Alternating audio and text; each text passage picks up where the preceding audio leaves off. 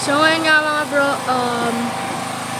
hindi pa nga po nakakapaglayag yung papa ko dahil nga po dami nga rin po kaming iniintinding problema nga po. And gusto ko lang naman sabihin na kung gusto niyo po magpakita ng love and support, mag-subscribe na lang kayo, click yung notification bell, and like and subscribe at yun lang talaga ang feeling ko na sana makatulong kayo by subscribing and also like and sharing my dad's videos.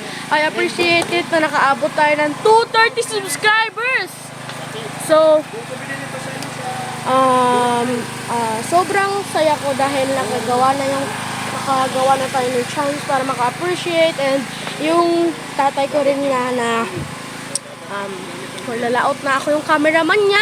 So sana mag-like and subscribe kayo. Please keep safe and continue watching my dad's videos.